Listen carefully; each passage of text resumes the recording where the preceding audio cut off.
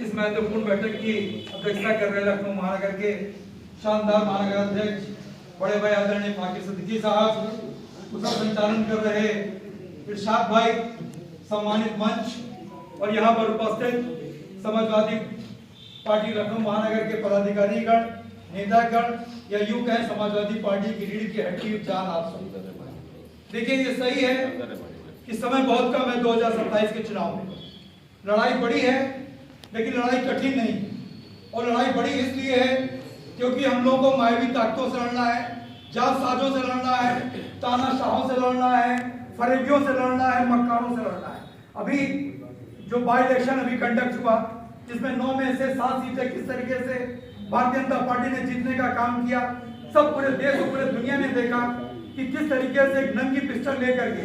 निहत्थे महिलाओं के ऊपर उनको वोट डालने से रोकने का काम किया गया। कमोवेश यही स्थिति सारे विधानसभाओं में थी। लोगों को डिटेन करने का काम किया, मोहल्लों में कर्फ्यू लगाने का काम किया, और खास तौर से हमारा जो वोटर है उन लोगों को खास तौर से रोकने का काम किया गया। लोगों से कहा गया, क्योंकि पहले चुनाव 13 तारीख को होना था, बाद में इन लोगों ने उसकी डेट, चूंकि इनको हार सामने दिख रही थी, इसलिए उन्होंने उसकी डेट 20 तारीख को करा दी आदरणीय जुई जी। इसलिए जो है वो 13 तारीख को जो है 13 तारीख की पर्ची लेकर के जब पोलिंग बूथ पे, पोलिंग स्टेशन पे लोग पहुंचे तो वहां पे पुलिस के लोग, हालांकि पुलिस को चुनाव आयोग ने कह रखा है, इसके इलेक्शन कमीशन ऑफ इंडिया ने कह रखा था कि कोई भी पर्ची या कोई भी किसी को चेक करने का अधिकार पुलिस को नहीं है। उसके बावजूद भी इस तानाशाही सरकार ने, आदरणीय मीरा जी, तानाशाही सरकार के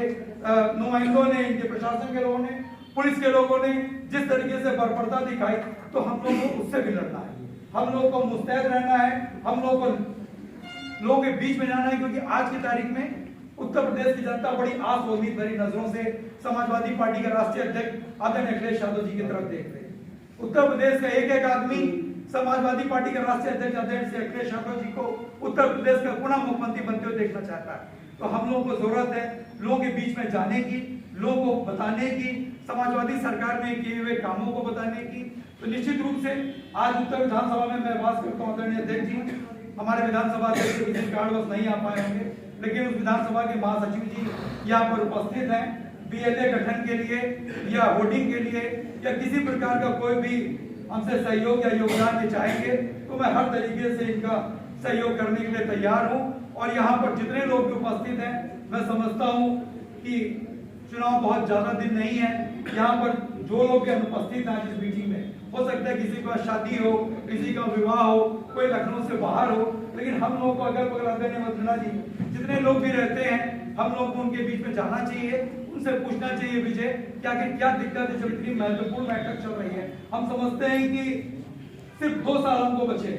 2 साल में अगर आप देखा जाए तो सिर्फ 24 महीने बचे। इन 24 महीनों में हम लोगों को काम भी करना है। और देखिए, जो हर महीने की जो मीटिंग्स होती हैं, जो मासिक बैठक होती है, उसमें 1 महीने का क्या काम हुआ या 1 महीने आगे क्या काम नहीं होना है, या क्या काम हमको करना है या क्या काम को नहीं करना है महासचिव जी, इन सारी चीजों की हमको जानकारी होती है। और देखिए राजकुमार भाई,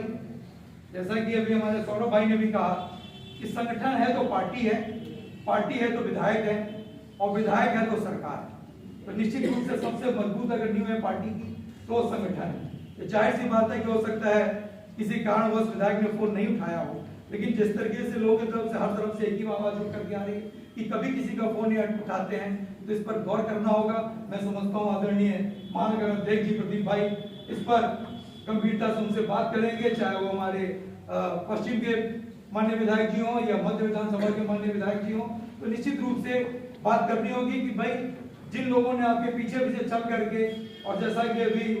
आप लोगों ने बताया कि लोगों का दरवाजा खटखटा करके दिन और रात नहीं देखा, अपना घर परिवार नहीं देखा, तो आपको अगर विधायक बनाने का काम किया है तो निश्चित रूप से अगर चाहे राजकुमार जी हो, चाहे कनौजिया जी हो, चाहे दीपक रंजनी क्यों ना हो, अगर किसी के ऊपर कोई समस्या आती है तो सबसे पहले अपने क्षेत्रीय लोगों को या क्षेत्रीय विधायक को ही आदमी उनको फोन करेगा। लेकिन निश्चित रूप से हो सकता है कि कोई बात रही हो, लेकिन हम लोग का सपना सिर्फ एक होना चाहिए, हम लोग का सिर्फ लक्ष्य एक होना चाहिए कि 27 में हम सबको मानिए अखिलेश यादव जी को मुख्यमंत्री बनाना है। और निश्चित रूप से आप सब जान लीजिए कि जिस दिन माननीय मुख्यमंत्री माननीय श्री अखिलेश यादव जी मुख्यमंत्री पद की शपथ लेंगे, उस दिन मैं समझता हूँ यहाँ बैठा एक कार्यकर्ता अपने आप में विधायक होगा, उसके फोन में ताकत होगी, उसके लेटर में ताकत होगी। तो मैं समझता हूँ कि यहाँ पर जितने लोग भी बैठे हैं वहां पर एक आदमी 10 आदमी को जोड़ने का काम करेगा, 10 आदमी 100 आदमी को जोड़ने का काम करेगा, और चुनाव आते आते 100 आदमी निहाय 1000 आदमी को जोड़ने का काम करेगा। क्योंकि जब एक कड़ी से बसता एक और कड़ी जुड़ जाती है, एक एक कड़ी मिल करके जंजीर बड़ी हो जाती है।